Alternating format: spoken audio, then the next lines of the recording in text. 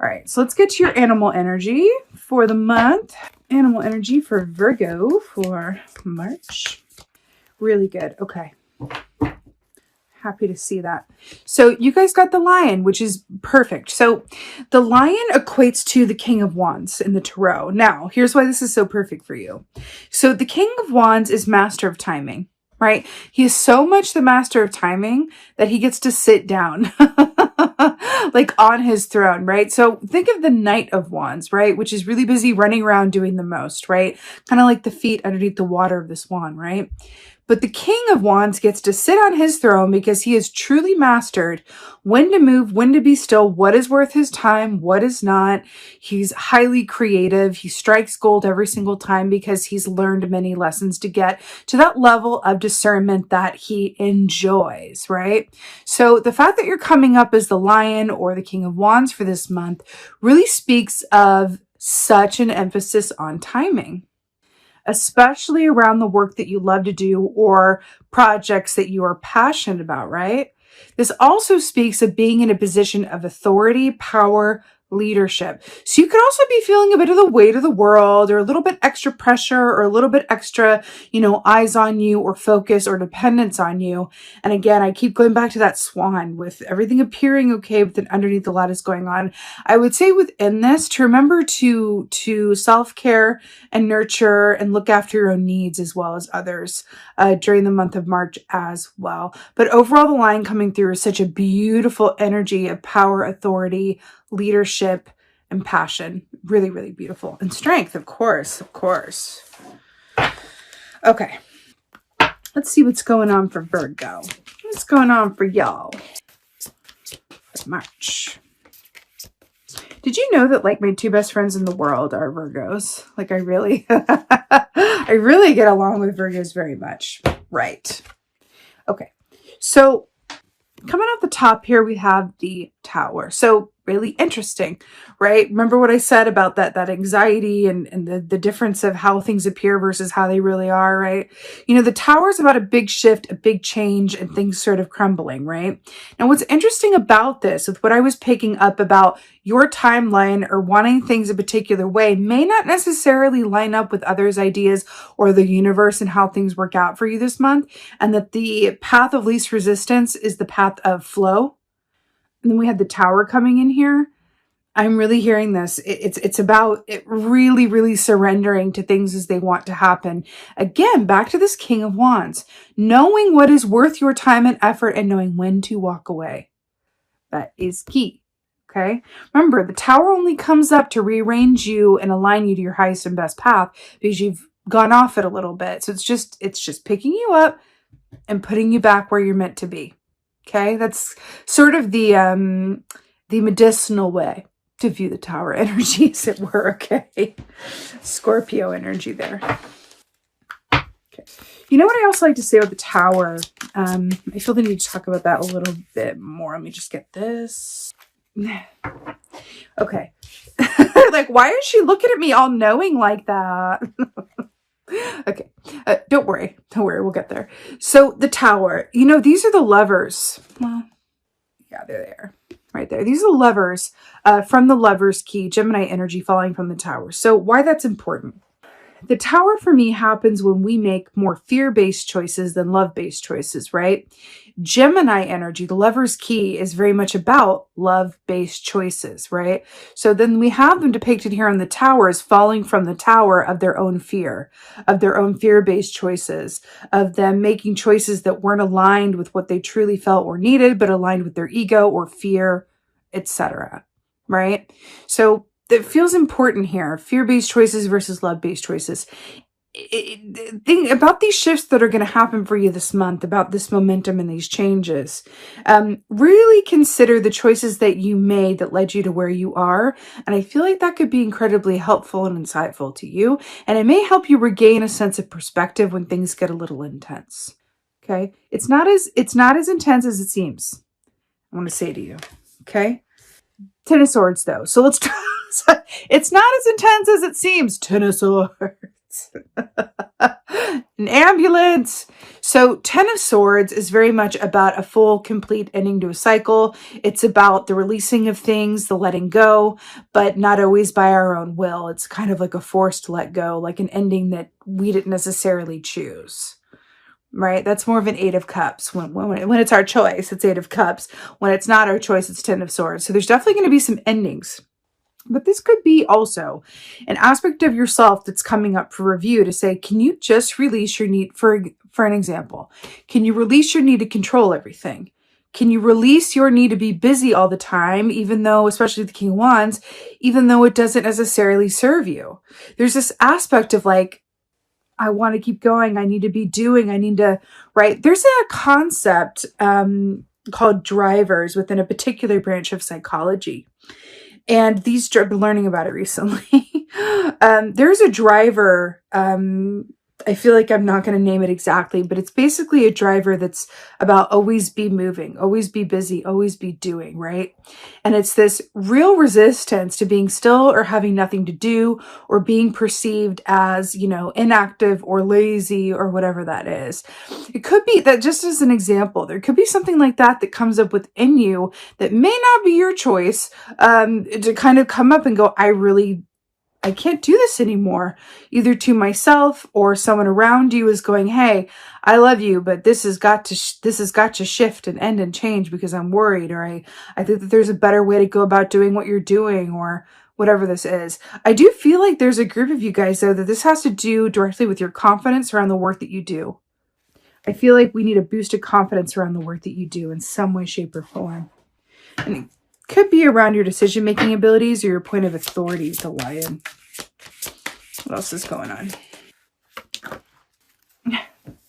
So we got the Queen of Swords in reverse. So let's flip her right side up for the time being. So Queen of Swords in the upright is about high discernment, decision-making ability. She is the expert editor.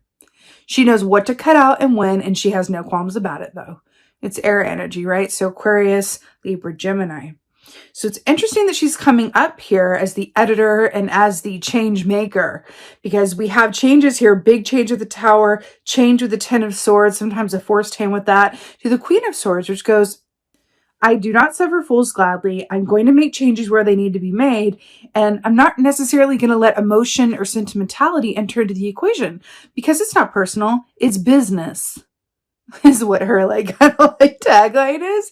Now, the fact that she's in reverse, this can be acting against your own best interests when she comes up in the reverse and making decisions based on, how do I say this? It's kind of like a remnant of making fear-based choices, but it's really more about operating under the belief that I need to do X, Y, and Z, look out for me, do this, because if I want to do right, I need it, I have to do it myself.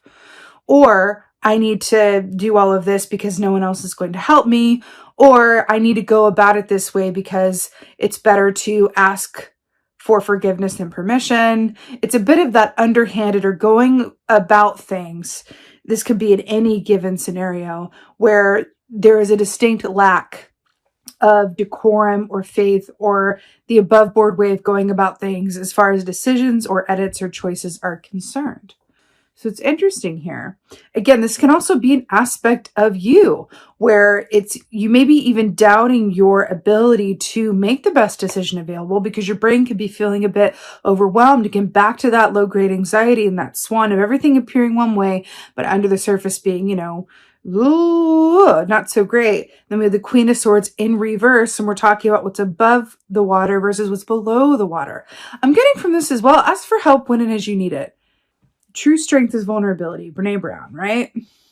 Getting asked for help when you need it, and know that that's an important part of being a leader, of, stepping into your full power and authority, is asking for help when you need it, like the lion would, right?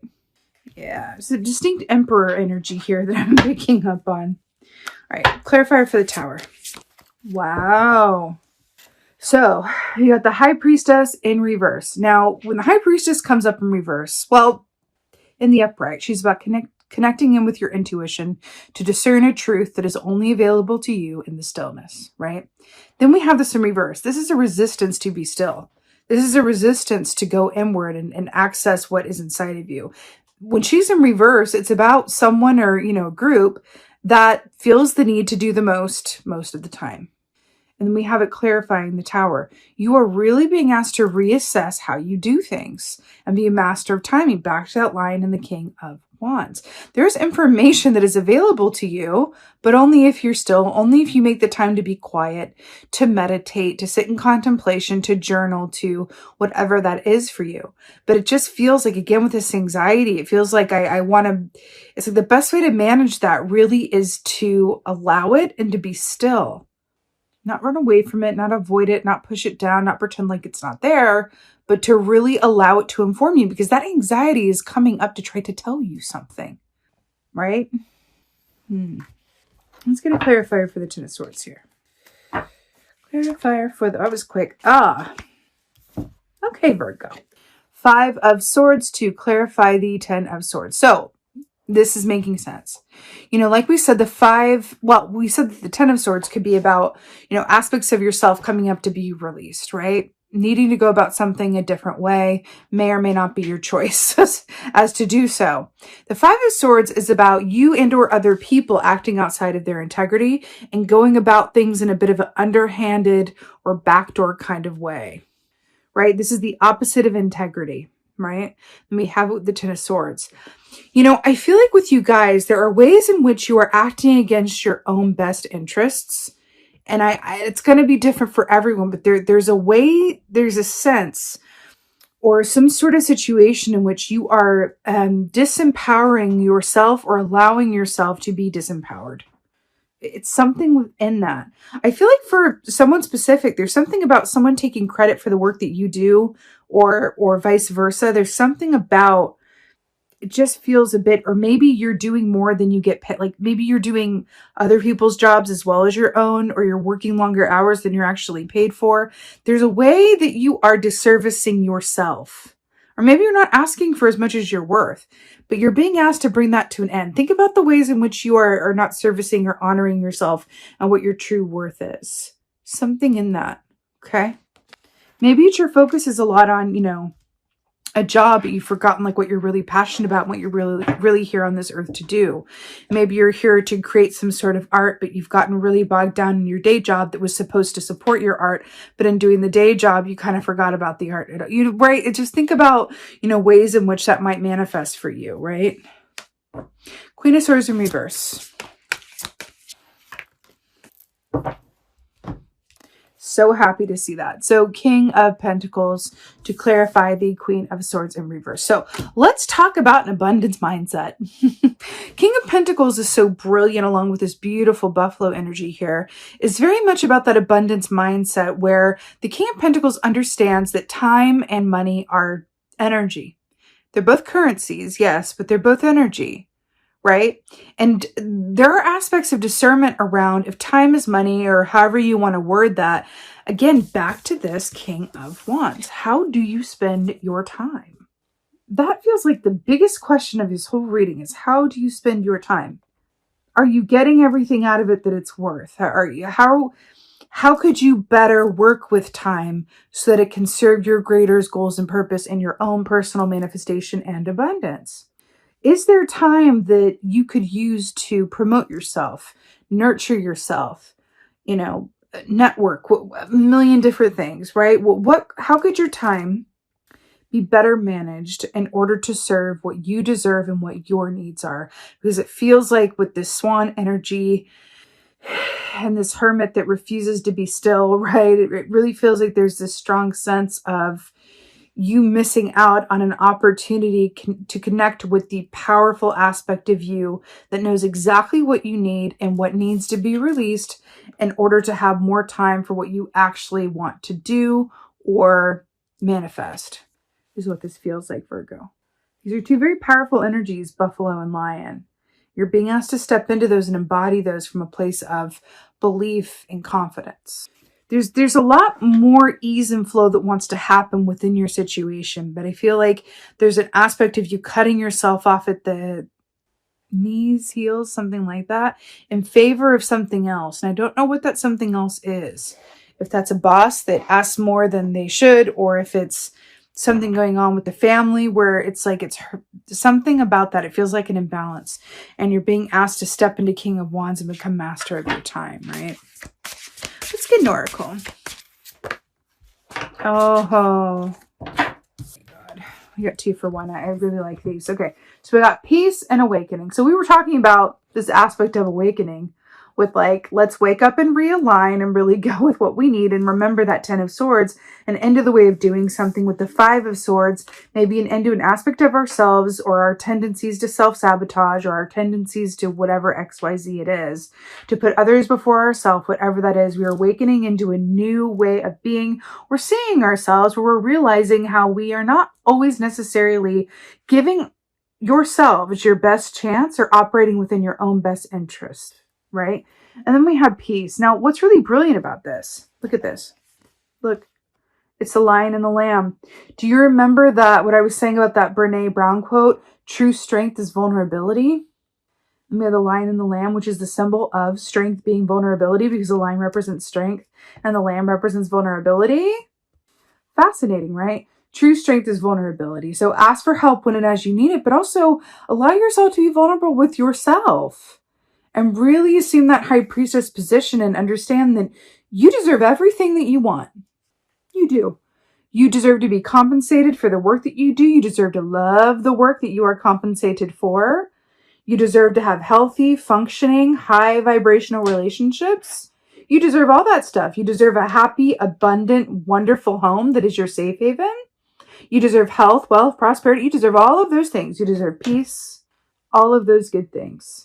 What could be getting in the way of that you can assume the Queen of Swords position and remove as the King of Wands in divine timing, you know, using discernment and your instinct, right? This is coming up for you in order to clear some of this energy so that you can step into the King of Pentacles that you are meant to be, that you are.